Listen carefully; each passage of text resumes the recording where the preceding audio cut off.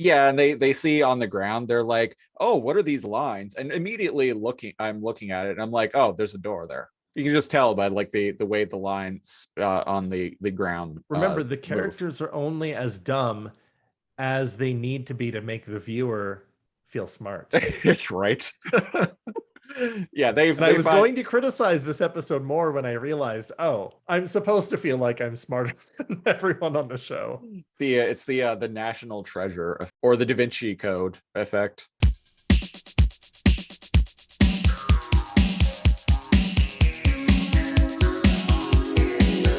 Laser Code.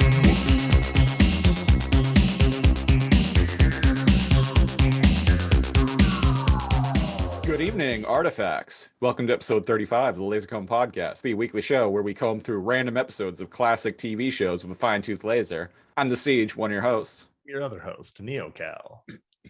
And this week on the Laser Comb Podcast, we are continuing on with our Patreon-themed month of shows. And this week, it is our longtime Patreon subscriber, Bemused Horseman's choice. The show he pitched to us was Warehouse 13.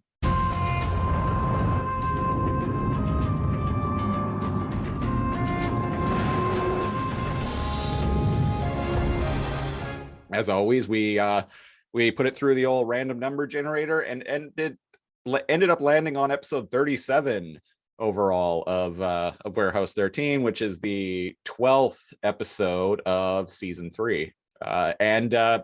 Well, it just happened to be the second part of a two-parter. Of which I ended up watching both parts. And of completely on purpose. And of which I did not. Warehouse 13 was a show that I was kind of familiar with. An ex of mine was really into it back in like 2010 or so. Cal, you know the one? I know the one. You know the one. Warehouse 13 was a sci-fi original series, and it kind of ran. There was this wave of like sci-fi original shows that were good, like quite good actually. Like this is the era of like Stargate Atlantis, Warehouse 13, Eureka, the tail end of Battlestar Galactica's run. Yeah, Sci-fi had its heyday. Yeah, they were kind of firing on all cylinders at this point. Well, then they started canceling shit and then just moved on to making Sharknado sequels. You give the people what they want, I guess. Warehouse 13, I don't actually know a ton about the show. I watched this episode, obviously, and I could kind of figure out what it was about. So the gist of what I pulled from it was Warehouse 13 is essentially the warehouse at the end of Raiders of the Lost Ark, where they lock away the Ark of the Covenant. In like that, the movie ends with like this guy like wheeling the Ark of the Covenant in but this it's just big warehouse. One box of like 10,000 boxes to be lost, like forever. So I get the idea is that they're all that warehouse. Yeah, was this one. That's kind of the impression that I got. So I found it funny too that one character at one point even referenced Indiana Jones like as a joke. Yeah. So the gist of Warehouse 13 is there are artifacts, countless, throughout all of mankind's history. Some made, some that are paranormal, or like a phenomenon, like they happened just because, and we'll talk about some of them on the episode. And this group, they need to essentially protect them. And are you aware of the SCP Foundation? You know what? I just read about that the other day. I had never heard of it, but I saw, and how I came across that was I saw someone on Instagram shared like a reel of like a flatbed truck with like a little Tonka truck strapped in on the back of it. And so like a bunch of people in the comments were all like, oh, that's like SCP number, blah, blah, blah. And you were like, what the hell are they talking about? I'm like, what the hell are they talking about? So I read about it, and I did a minor deep dive, and I'm like, wow. So, my immediate thought was, this is what inspired the game Control. the Federal Bureau of Control. I get heavy vibes from that too. Yeah. There are also a bunch of video games that have spun off from it. I remember the first SCP. As corny as it is, I might be completely wrong, but there was a 4chan board called X. That was the only board I liked. And when it wasn't like, hey X, how do I summon succubus, uwu? It was full of people writing like spooky fan fiction. And one guy wrote something about like this artifact, made of concrete, but every time you looked away from it or you blinked, it would move towards you. Kind of like Doctor Who's Weeping Angels. Oh, okay. I almost said Dr. Strang. Yeah, I don't know anything about Doctor Who, so I couldn't help you there. And I think from that it became like a community wiki. Right. And SCP means I think secure, contain, protect.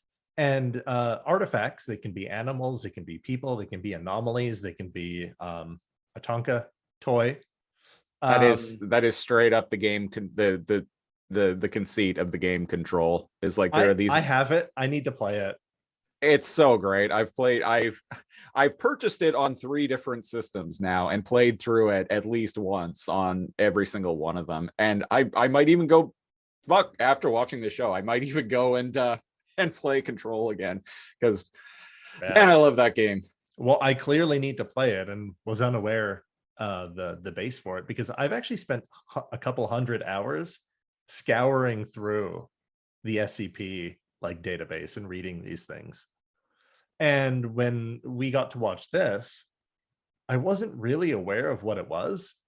And then as soon as it got into it, I was like, oh, holy shit, I'm all over this. They have like Tesla guns. There was a game called The Order, which was like a bunch of people in the like 1800s running around with The Order 1886. Yeah, that was like a PS4 launch title. I really liked it. Other people said it was too short. I ended up buying it on sale a few years ago back when I still had a PS4.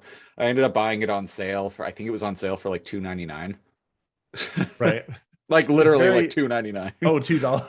$2.99. Yeah. It's very like Steam / Tesla punk / like church secret society of hunters.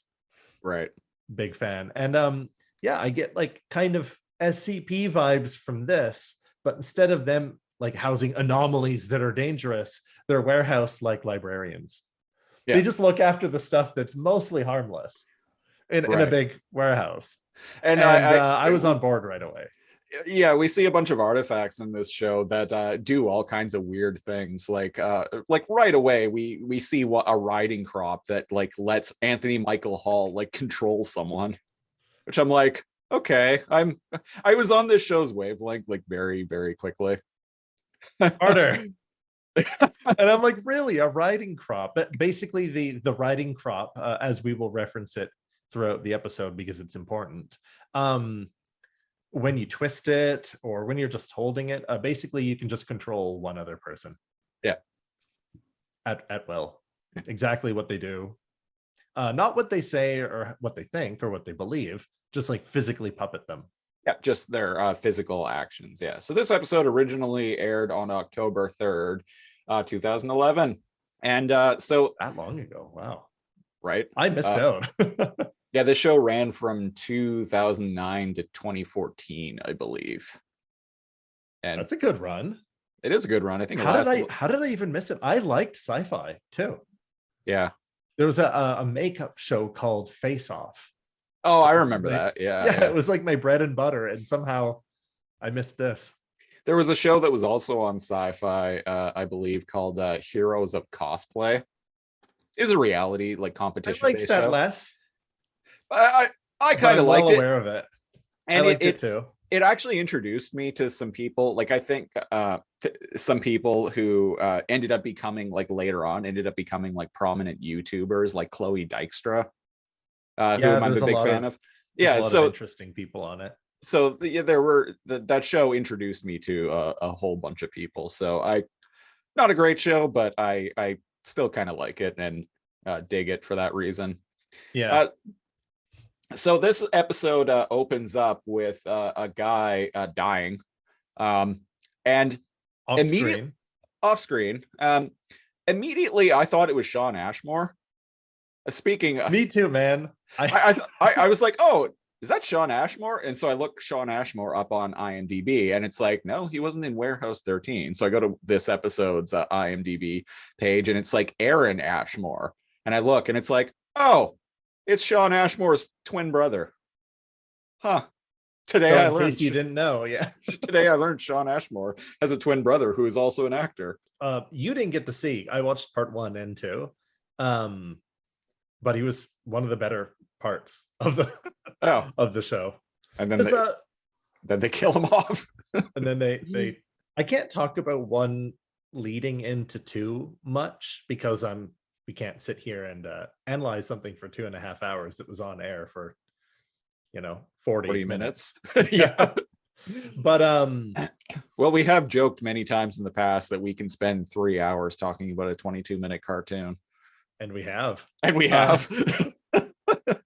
But this arc with the bad guy, wow, I swear I just watched this. The bad guy's name is well, he's played by Anthony Michael Hall. So that's what we'll call him. That's what I'm going to call him. This is Why Don't You Just Shoot the Bad Guy, the episode. Right. Part 17. There are so many times where they have the opportunity to just kill him, but I guess that's not what they do. And so they're like, oh, we're just going to watch him. And in case you were coming in this part, they kind of kill him working later. Undercover. It's like the good guy trope where like the bad guys kill themselves because the good guys can't kill people. He stepped through a portal and one of the good guys closed the portal while he was midway through it and thus disintegrated him. If that's not killing someone. He Stargated him. Yeah, basically. Yeah. Funny enough, killing him. Yeah. Funny enough, we get a couple of flashbacks between H.G. Wells, who's one of the seems to be a recurring character on the show. So H.G. Wells is a brunette. The show likes to tell us that she is really, really, really smart. The show does not like to show us that she is really, really, really, really smart, and also seems to be immortal. Yeah. Like she's because we've been around since. Go ahead. Yeah. Well, because she's literally supposed to be the author H.G. Wells. And so, and we get a flashback to like 100 years ago or something. You mentioned Stargate. We get a flashback to the guy who was the dad on Abydos in the movie Stargate. One of the only actors from that movie to reprise his role in the TV show too.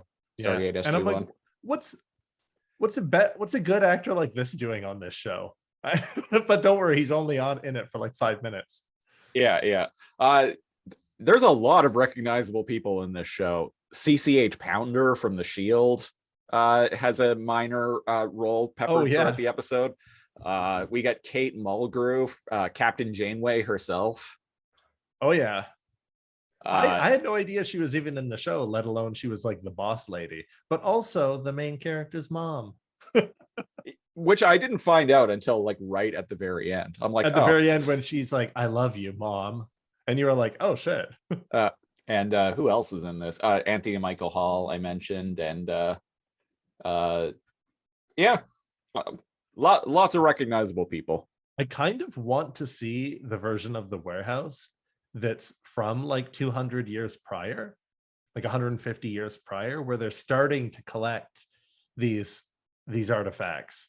Because boy oh boy was that little flashback scene like enjoyable when like you said, it's like 100-ish years ago. And he's like, oh, everybody that works for the warehouse must hold a gun. And she's like, I don't believe in guns. But I guess that's a far cry from the character of the future, who apparently her body count is unfathomable. She a bad bitch. But also a good probably a frenemy who became a good character, but started off as a bad character after they discovered immortality or something like that. But I'm kind of interested in that like flashback. Well, and she's definitely there's definitely some sparks between her and like the main chick in the show, who's Yeah. what's her name? Micah? There's got to be some fan fiction out there, right? There's gotta be. Anyway, so Anthony Michael Hall is controlling. I'm gonna like kind of like Yeah, very yeah. broad Well, we'll talk strokes. about the because it's so dense. It's not that we didn't like it. It's Yeah. just so dense that it actually would be a 2.5 hour Yeah, analysis if we're like, ooh, and like he introduced like Tesla punk. They call the little guns Tesla blasters or something. right. They're Fallout energy weapons, right? Yeah, And basically. indeed that's how they run around. They don't actually use guns. They're like they stun people rather than kill people, but they also look cool.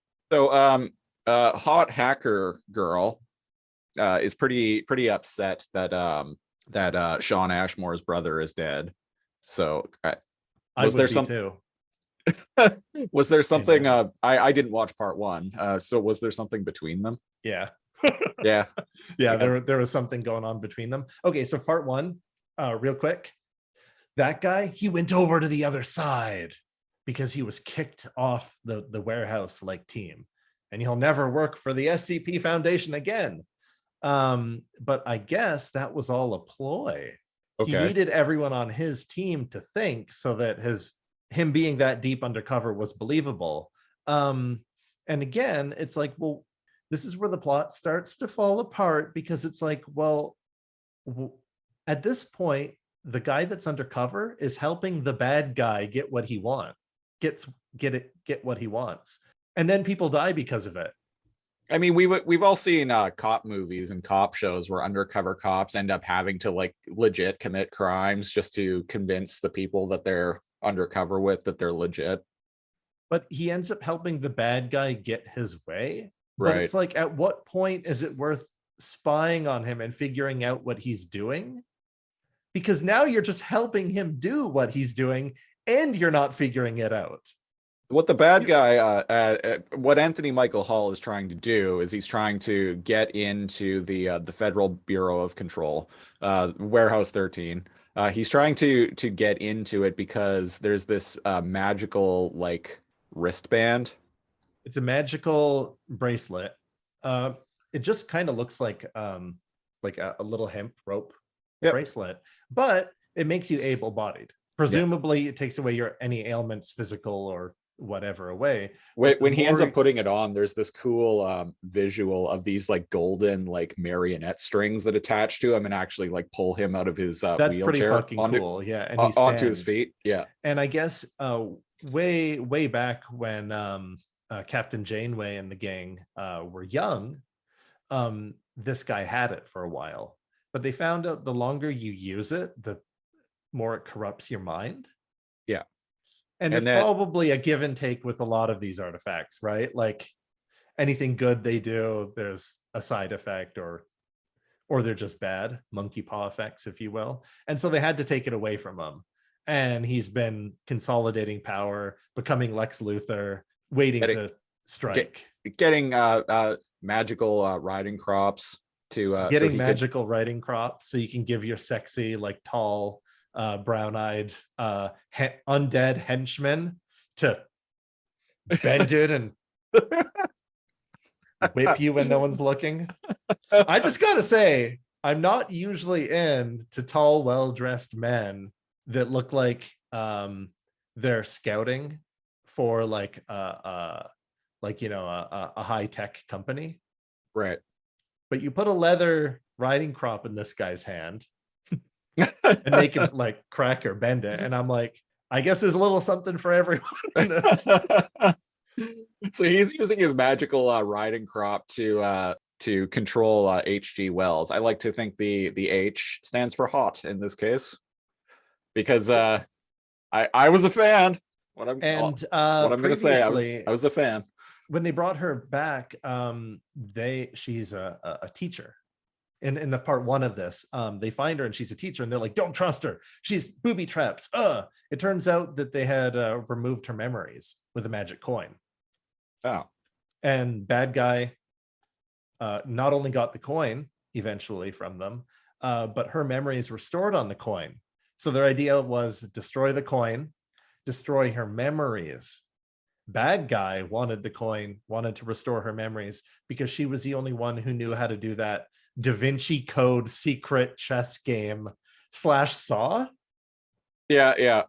Well, I'm getting ahead of myself, but she was the only one smart enough to know how to play that game because her and her mentor were the ones that discovered that ancient game in the first place. Her and Stargate Man.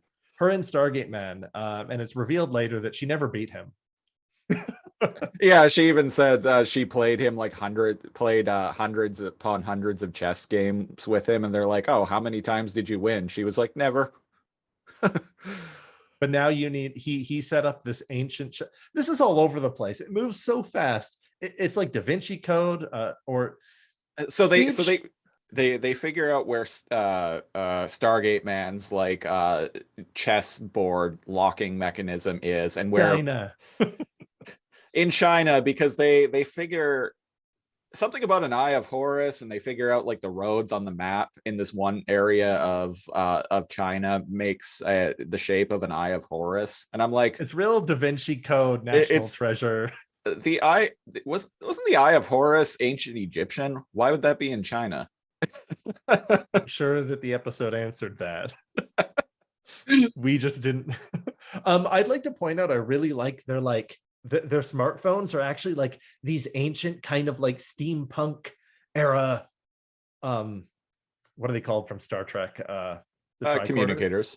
Just communicators. They're kind of like that, and I'm like, how do these function? Because they work across the world. Some sort of artifact that links them together or something like that, because it doesn't matter if you're underground, doesn't matter if you're in China, you can like FaceTime the people with it in real time, no matter where you are. And I don't know, I like that kind of thing. It's very like old meets new, steampunk, Tesla punk, fun times. So if I recall correctly, Hacker Girl and CCH Pounder are the ones that figured out that this had something to do with the Eye of Horus. So they FaceTime the two main characters who are on an airplane, and they're like, "Oh, look at this! It's an Eye of Horus. It's an Eye of Horus on this map using roads in China. So that's where Anthony Michael Hall must be." Seems legit. Seems legit. And indeed, they sent them on the airplane because the bad guy had just gotten away. Yeah. So they get there. They manage to track down exactly where Anthony Michael Hall and Hot G Wells are, and they've got some. He's using his magical riding crop to make her like hold a gun on this guy who's like tied up to this weird like when they mechanism. Like go into because the main character, he's like, I got vibes, and they're just in some dive, some like Chinese bar or whatever. No, I got vibes, and then again, very national treasure. Ooh, here's the Eye of Horus, and it's just like etched carvings like into like a concrete wall that opens up. But like you said, there's a saw trap in there. You know what? Since we've both brought it up a couple times now, Siege. Right. Are you more of a national treasure or more of a Da Vinci Code kind of guy?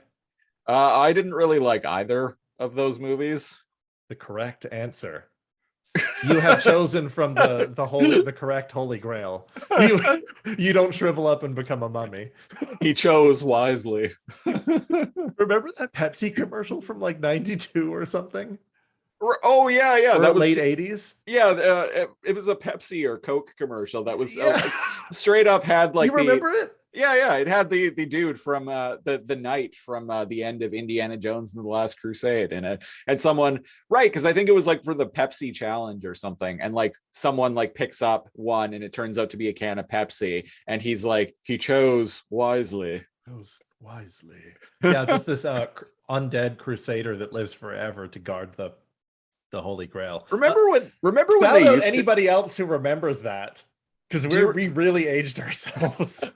Do you remember the McDonald's commercial that had the clip from Batman Forever in it, where Alfred's like, "Can I persuade you to take a sandwich with you, sir?" And Batman is like, "I'll get drive-through," and then you see the Batmobile like pull up to a McDonald's drive-through.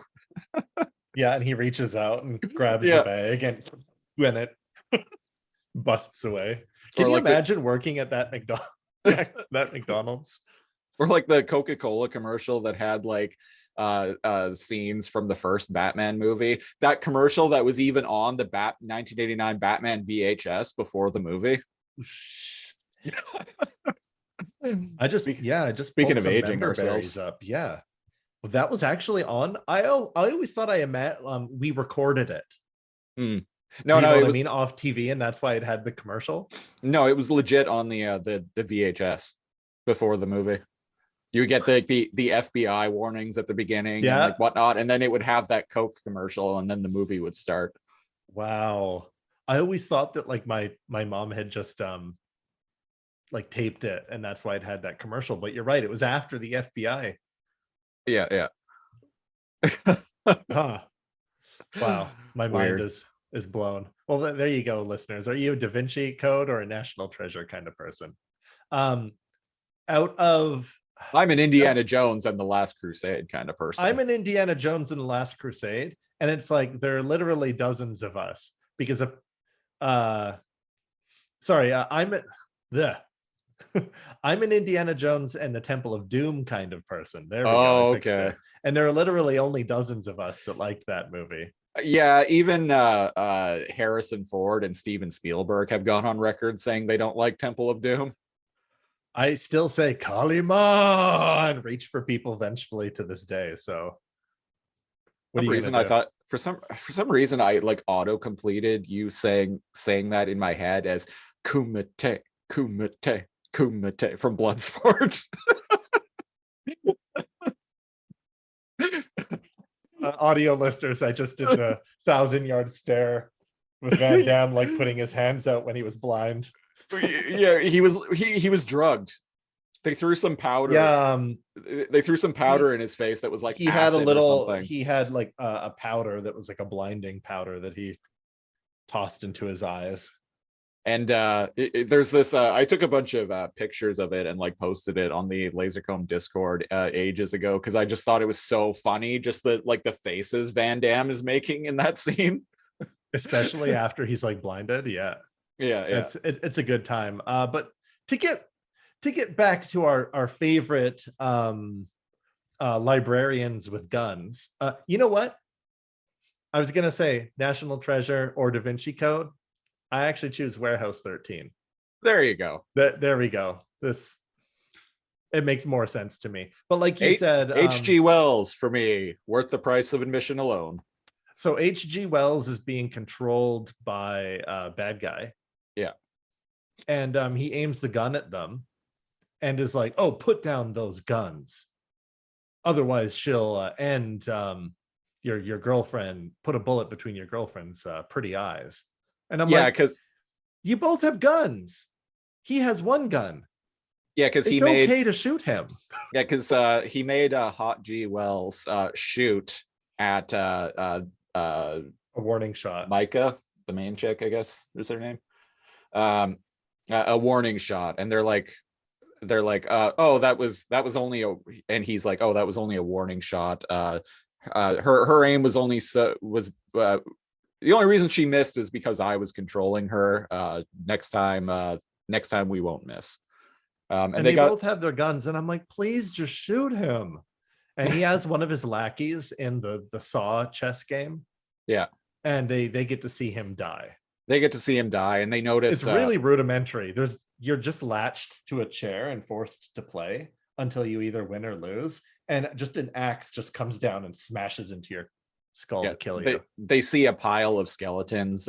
All of them have skulls with like a big like axe split in the middle. Yeah, and they're like, oh, what's up with that? And then they see the guy sitting on the chair in this saw trap, and right above it, it's like, oh, there's this weird like axe contraption. Weird that they'd go through all this trouble. I mean, can we not just dismantle it? Or is that not, would it take away the magic of it working? It would probably take away the magic, because whatever this device does, it doesn't really do anything mechanical. It creates a portal. Yeah. Presumably to wherever the person winning wants to go. No, I think it's specifically a portal to inside the warehouse. Right, think because this was made by the old curator. it was made by Yeah. Stargate Man, who was like the head of like Warehouse 12. And so I think what this was is this was a portal between Warehouse 12 and Warehouse 13. So that guy's a murderer then. Yes. I mean, yeah. Like, I understand making it secret, but why not just make it them lose a hand so they can't play again, or get electrified, or magically banish them so they can never play a second time? You know, everybody gets one, Right. kind of deal. Just flat out kills you. Yeah. And it's like, I don't know how to play the game, and somebody can force you to do it. I don't know, man.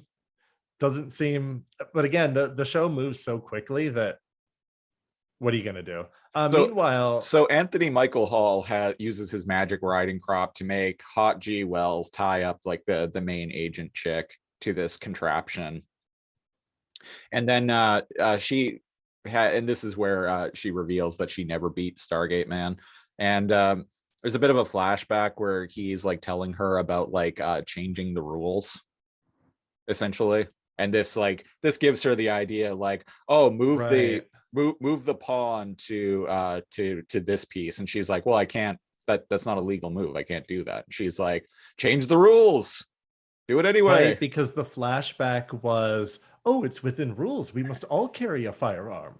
And she's like, well, there's always a better way. And then it shows another dude like enter the office, and oh yeah, Stargate Man just fucking zaps. He uses his Stargate or his And Tesla gun on him. The dude falls unconscious, and she's like, did you kill him? And he's like, oh no, he'll be fine. That's that movie logic where it's just like, you choke people out or you punch people and knock them out, and they're like, oh, it's fine. I mean, people fucking die from that all the time. Well, and also, like, can you imagine like just walking into your room and your boss fucking shoots you and knocks you out just to prove a point? Just to prove a point? Like, I'd be of the him, hot chick that started working here. I'd be handing my notice, and after that I'd be like, I'm fucking out of here, bud. Yeah, so there's a hot chick that just started, and you're used as the guinea pig for like an experimental like Tesla coil. It's probably painful. Probably.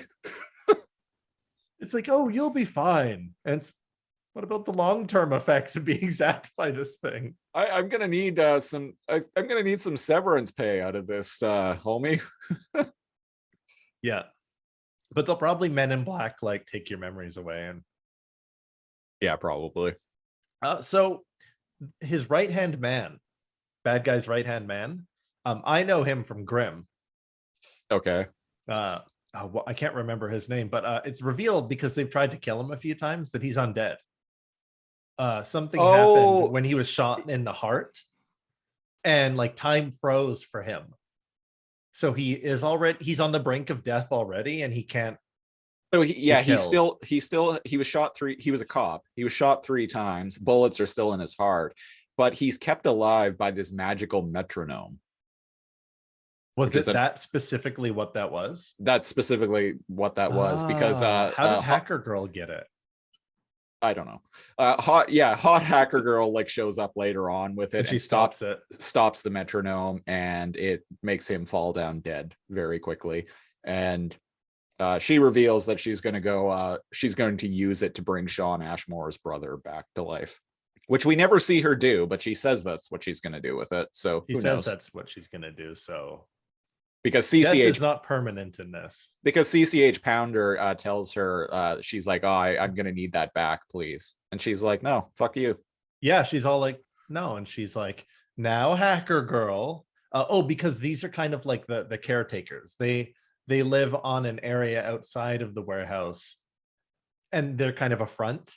It's almost I wasn't entirely clear about what CCH Pounder's role in all of this was. It's like a lineage of people that protect that area, and they're kind of like the civilian force that warns the warehouse people if people are coming or snooping around or whatnot.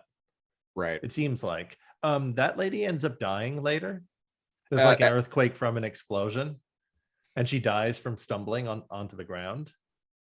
well, the warehouse ends up at the end of the episode. The warehouse 13 ends up actually exploding, like it being completely destroyed in a way, in a manner that made me go, shit, this is actually like, this is a big deal. The show just like destroyed its titular warehouse.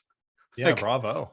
yeah, good. It's So ballsy. But so I am assuming, and if I'm wrong, someone let me know. But I'm assuming that CCH Pounder was also like kind of undead, just like the bad guy was, and she was that being maintained by something that was in the warehouse. So when it that got was in destroyed, exactly. So I was like, she fell over and like a vampire from Vampire the Masquerade or like Anne Rice novels, very quickly became like a mummy, yeah, yeah, right? Like after like she died. yeah. So it's kind of like somewhere in that warehouse was a painting of her.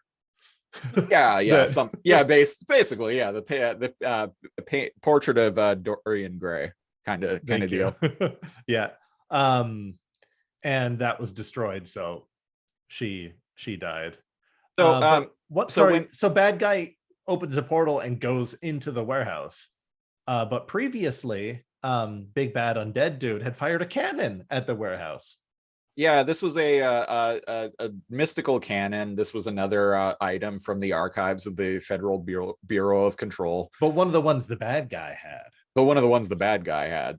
This apparently belonged to like some like super pirate back in the day. And this is way more dangerous than just a normal cannon. This And will F indeed, shit up.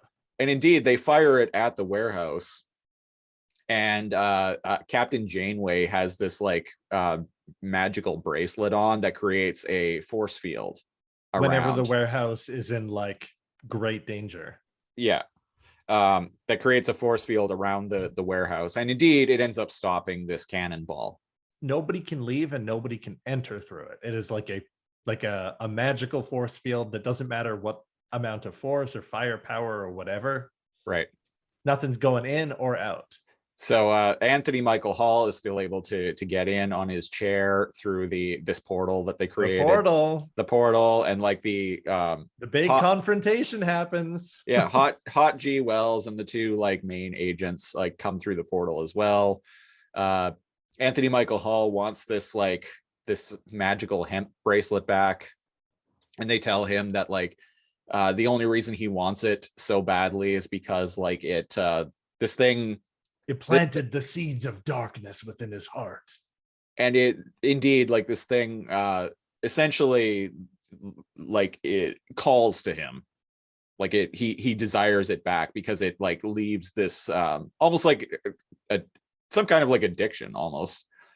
Yeah, it puts the seeds of darkness, of ambition, of it darkens your soul, Yeah, so to speak. And that's what's and made him so obsessed with it.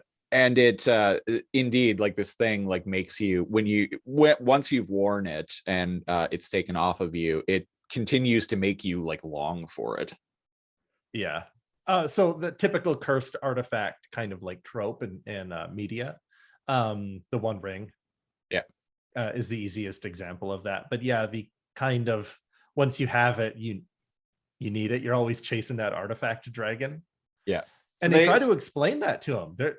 To my surprise, it didn't just end up in this big like warehouse gunfight. They're like, "Hey, buddy, we're sorry. Like, we gave it to you. We took it away from you. It's our fault. We have to live with that. But like, but we did it you for can you. turn things around." We took it away from you for your own good. And he's hearing nothing of it.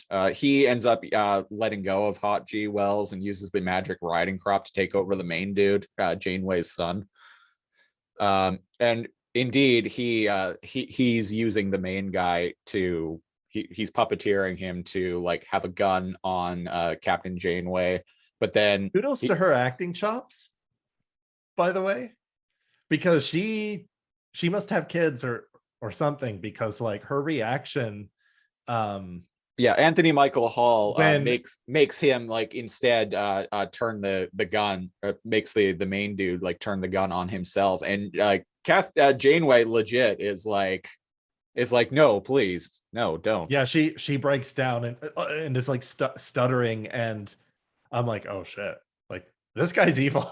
Like if and he's kind of reveling and like watching her like fumble and like beg and ask to die instead of like him. And it's a very trope. No, take me instead.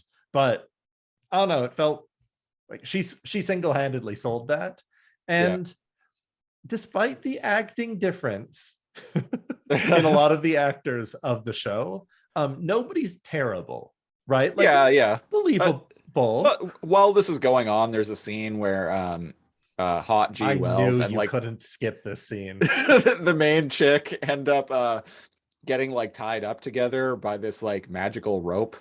It's kind of like And the Golden Fleece, but right? They, well, they accidentally stumble onto a magic rope, and there's anyone watching the video version of this, Siege may have a certain scene as his background, let's just say, and their faces are very close, and they're getting choked by this magic rope, and all I'm going to say is I would watch that spinoff. yeah. Yeah. Oh, they're Yeah. tied right up with each other. Yeah. Oh, there's a voice line. Oh, by the way, she's a British lady, H.G. Wells. Yeah. And she's like, oh, if you pull it, it only gets tighter, which I just played here. And I'm like, by all means, please continue. Make it tighter. so what you're saying is,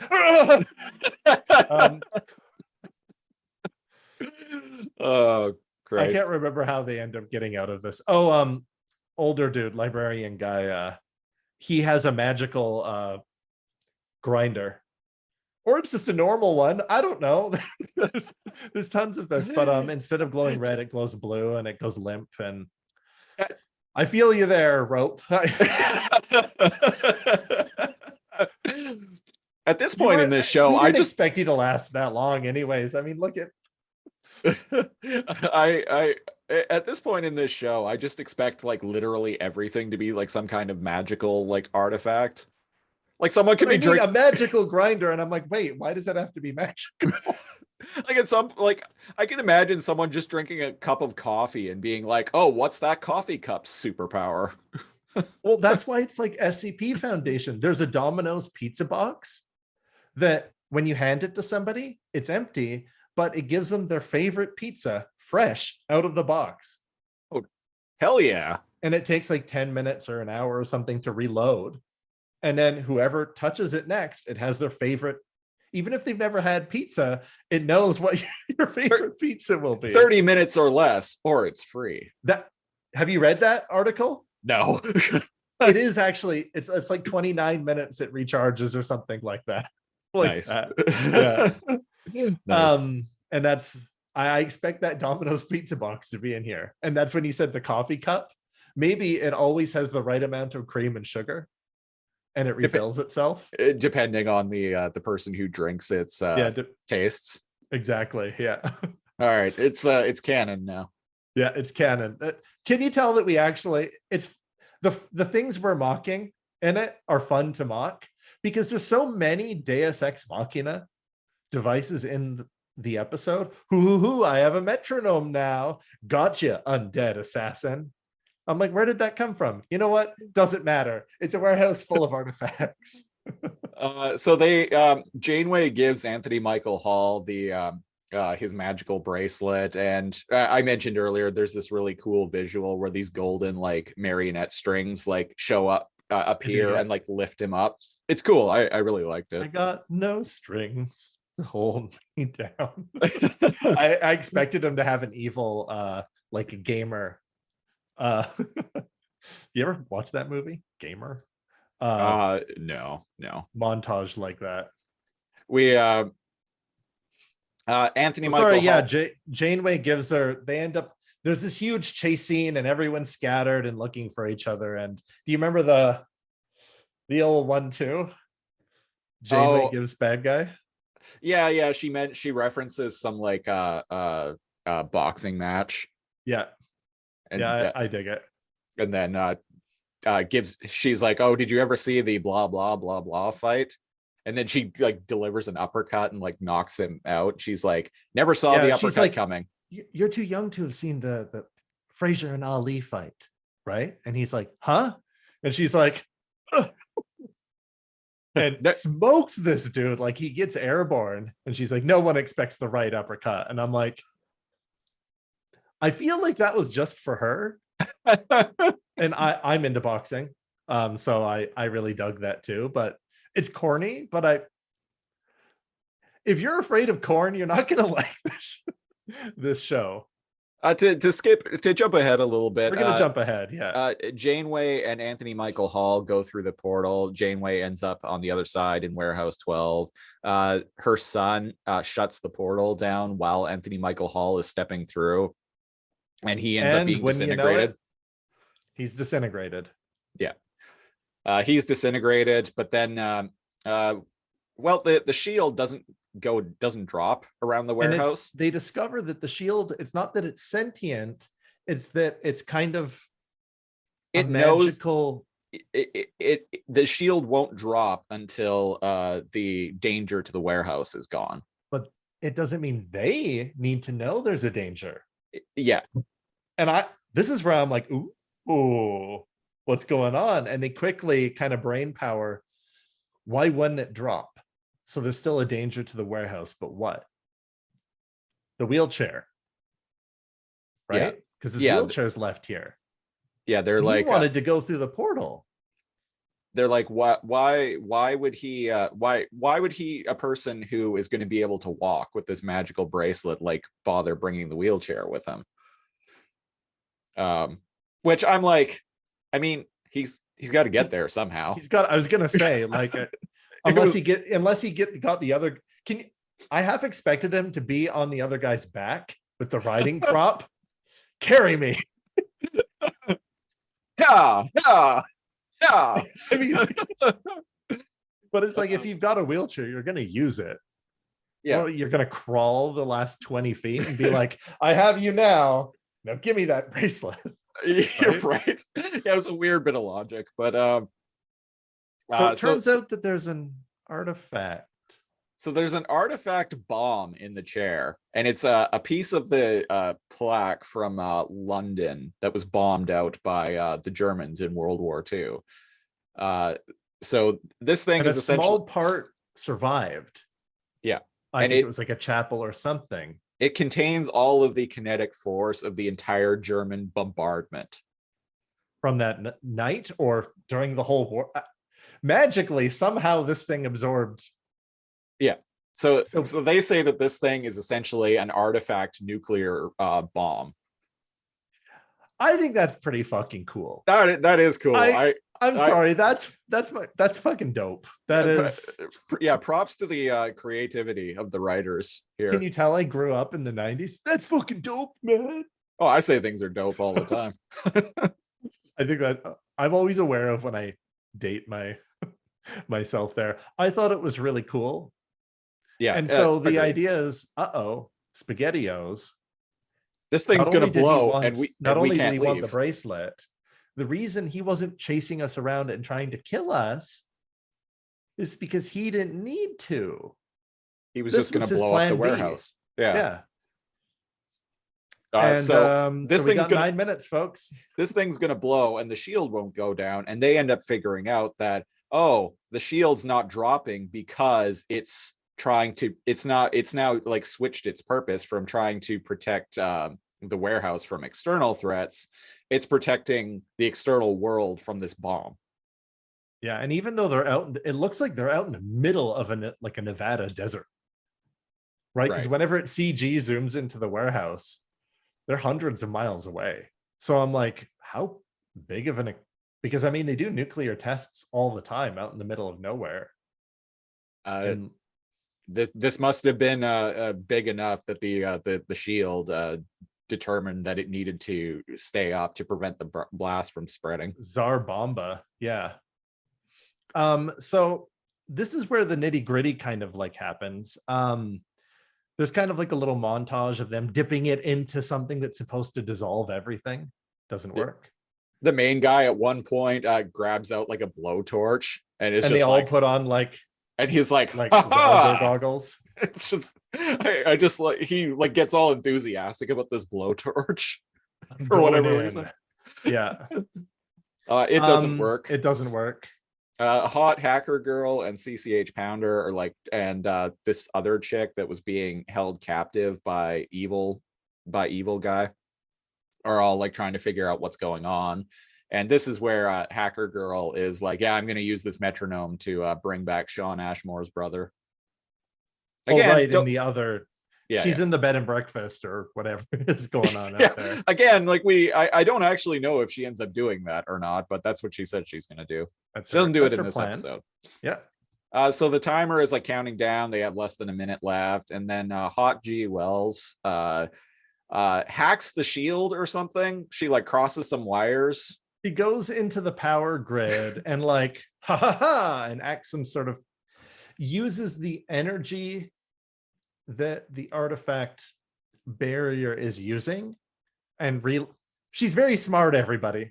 And she relays it into the main power grid to create a smaller second barrier. Yeah, around the other three who are left over in the warehouse. And they're like, wait, what are you doing? And she's like, oh, by the way, her acting in this scene is atrocious.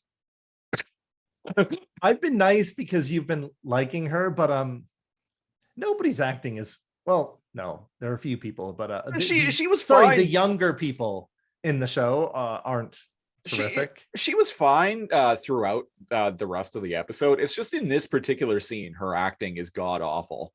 She's got this weird, like dazed, like smile on her face, like. But anyway, she says that yeah, she hacked the shield to create like a smaller shield around them, and they're like, no, but you'll die. And she's like, it's okay, guys. Someone had to stay out here and do this, so you know, it's all good. It's all good, man. And so they kind of make their peace, and the brunette girl has a moment where they make eye contact. They're giving each other like big doe eyes, and I'm like, there's got to be something between these two. There's some sparks here. And even if it's, I don't know, because I haven't watched the show, but even if it's kind of like a mentor / student kind of like vibe, there's something there. You see what's behind me, right? Looks like just two old pals living in sin to me. Okay, so H.G. Wells is very smart. They keep telling us that, right? Right. Are you ready for some actually? Okay. So she just made a little a barrier, correct? Yeah.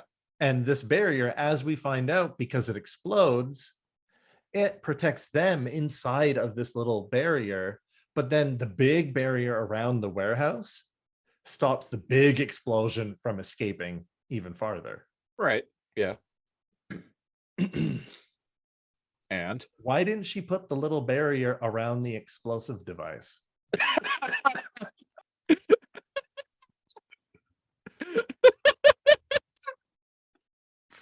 Checkmate, H.G. Wells. I don't have an answer for you. That way everybody gets to live and the explosion is contained even better, and the warehouse gets to keep all of its artifacts. Well, she does IQ 290. Well, she doesn't do that, and the warehouse explodes in spectacular fashion. That's why the boys keep me around. Because I'm the brains of the operation. Got enough cat food to last me a year. Yeah, the warehouse explodes in spectacular fashion, and the episode kind of just ends with, after the explosion is contained, both of the shields drop, and we just see like our three heroes here standing in the middle of like all this like burned out like nuclear fallout. Their barrier lowers and kind of static goes away, and yep, the little area they were in perfectly fine. Everything else gone. There was a zeppelin Yeah. that got burnt up. The Indiana Jones artifact got, wow, you can tell my brain is gone. The Kali Ma stones are gone. Basically every artifact from the Lost Ark. Pandora's box is in there somewhere. The Kumite competition, the Kumite tournament. Yeah, just that the tournament Yeah, board that they were on. Just the fighting circle that they were on. Yeah, that was in there somewhere. That was in there somewhere. Muhammad Ali's gloves were in there. It's a tragedy. It's gone. And the episode ends with oh, and by the way, that caretaker, that lady that was kind of like in the bed and breakfast looking place. Right. That's when she falls over and dies because her painting dies. Yeah. Bad. It's bad. Yeah. But props to the show for like, the show's called Warehouse 13 and they just fucking destroyed Warehouse 13. But as everything seems bad, curly-haired like librarian dude pulls up an artifact pocket watch, which I can only presume is like a time turner or something. Turn back time. Well, I was all immediately when H.G. Wells died, I was like, no, not the hot one. And then I'm like, wait, every chick in this show is hot. I'm saying Janeway still got it, especially when she punched that guy out. Anyway, so that was episode 37 of Warehouse 13 that you caught at random. Cal, would you tune in next week? You know what? Whoa, everything's green. Maybe I should just wear these today. My prescription sunglasses actually that I wore on last week's episode the lenses are tinted green. So basically I see greenish. Yeah, so basically I see the entire world with the matrix filter on whenever I'm wearing them. I'm kind of envious, I have to admit. Would I watch again? I say this all the time and I don't often like follow through, but like this is pretty rad. Yeah, I'm legit gonna start watching probably today. I'm gonna start watching the show from the beginning. I expected to complain about more things, but I mean, honestly, there's such small things. Like I had said, the curious case of just shoot the bad guy, number 17. Just so many times they could, and then they end up killing him anyway. And it's like, could you have killed him before the hacker girl's boyfriend had died? But you know, they need conflict and they wanted to set up kind of like a cat and mouse kind of thing. Yeah. And kudos, so much happens in one episode. The fact there are multiple seasons makes it dense, and I like that. I'm really curious to see like what kind of like just wacky artifacts end up being depicted in this show. That's like maybe there is a magic Domino's pizza box. Maybe there is. That's one of the things that's like gonna make me start watching it, is because I'm like, one, this straight up like, and this show predates Control, but this all reminds me of Control. Yeah. And just some of the like wacky things that go on in that game. So I can't wait to kind of deep dive into this show and just see what all kinds of weird artifacts and like what kinds of like cool things they end up doing. Yeah, I dig like the Tesla coil rifles, and it feels like a low budget SCP Foundation.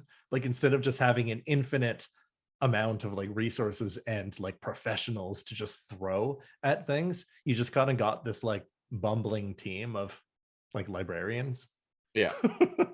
And I don't know, I like that more. It's more endearing that there's like a grandma, like, you know, like at a bread and breakfast like outside, that's guarding the entry to this area, and like one of the employees at the warehouse only got the job because his mom's in charge. Like I like that more than like super professional, like stern, like umbrella core like operators who like shoot first and ask questions later. That would have made it bad. And I dig the vibe. So we're going in, folks. Yep. We're both tuning in next week. All right. Well, that was episode 35, the Lasercomb Podcast. Best way to support the show, go to patreon.com/lasercomb, where at the $10 tier, much like our patron Bemused Horseman this week, you can pick a show for us to do what we just did on this episode of the podcast. At the $5, you also get, at the $10 tier, you also get our news and current events program, Lasercomb Tonight. And down at the $5 tier, you get bonus preamble audio of us just kind of talking about whatever before we start doing the show proper, commentary tracks, and a whole bunch of other stuff. So patreon.com/lasercomb. Follow us on facebook.com/lasercomb. Or you can follow me on Twitter. I'm at Lasercomb. Cal, you are at? I am at NeoCal, NEO_KAL.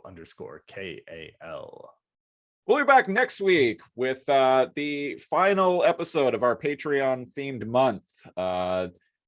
Next week coming up is our longtime Patreon supporter, Game Sprite Mode. And what she pitched to us was a show called We Bear Bears. Which, never heard of it before, but I mean, that's part of the course for Lasercomb Podcast. I'm going to hit screen share here. I've seen commercials for We Bear Bears a couple of times, and the show does actually look kind of funny. So this is going to... I started watching it. I had mixed up weeks, and I had started watching like the Bears show, and I was like, wait a second. Wait, what episode am I supposed to watch? Yeah. So it lasted for 140 episodes. So we're going to the old random number generator. So one episode between one random number between 1 and 140. And here we go. 137. That is episode 41 of season 4. This is a children's show, folks. Their seasons are always have like 1 million episodes. The Mummy's Curse. The Mummy's Curse. As the baby bears are walking down a road in the middle of nowhere, a mummy falls out of the back of a truck. Huh. Well, that sounds like the setup to a joke. That sounds like a beginning of Warehouse 13 episode.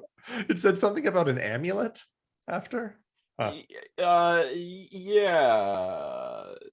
Let's see. The amulet says that they will be cursed if they do not return it by midnight. So the baby bears must get to the museum as fast as they can. However, a couple of shady figures in hats and coats start following them. This just sounds great. Yeah, we'll be back next week with that. And until then, I've been the Siege. And I'm NeoCal. Thanks for listening. We'll catch you next time.